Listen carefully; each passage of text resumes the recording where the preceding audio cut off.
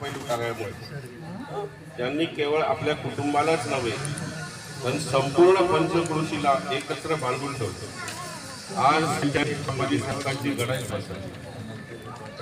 नानांनी आयुष्यभर ज्ञान, संस्कार आणि सेवाभाव यांची ज्योत प्रज्वलित ठेवली।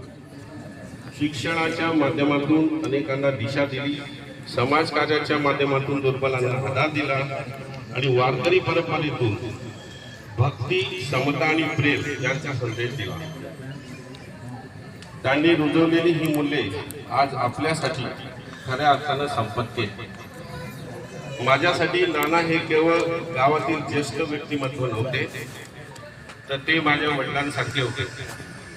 माझ्या प्रत्येक निर्णयामध्ये त्यांचे मार्गदर्शन, आशीर्वाद असायचे। गावाच्या विकासासाठी जे काही पाऊल उचलले त्याआधी नानांशी चर्चा केल्याशिवाय आम्ही पुढे सरकत नव्हतो। काही दिवसांपूर्वीच आपण गावाच्या प्रगती संदर्भात चर्चा केली। त्यावेळी नानांनी ते कार्य कठीण असल्याचे मला बोलले, पण मी त्यांना पूर्ण करण्याचे वचन दिले। आज ते आपल्यात नाहीत, पण त्यांच्या त्या शब्दांची आणि माझ्या वचनाची जाणीव मला सतत पुढे जाण्यास प्रेरणा देत राहील। नानांचे शारीरिक अस्तित्व आज आपल्यात नसले तरी त्यांनी सुरू केलेले कार्य, त्यांनी दिलेले संस्कार आणि त्यांनी रुजवलेले विचार हे सतत आपल्या सोबत राहतील। महासागर आटू शकतो, पण नानांनी निर्माण केलेली विचारांची झरे कधीही आटणार नाही। ते सतत वाहत राहतील आणि आपल्याला योग्य मार्गदर्शन दाखवत राहतील।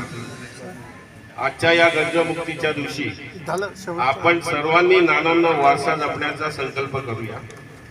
त्यांनी दिलेल्या माणुसकीच्या शिकवणीचा पुढे नेऊया। समाजासाठी, गावासाठी आणि आपल्या पुढच्या पिढ्यांसाठी त्यांच्या कार्याचा दीप सदैव प्रज्वलित ठेवूया। हीच त्यांना खरी श्रद्धांजली ठरेल।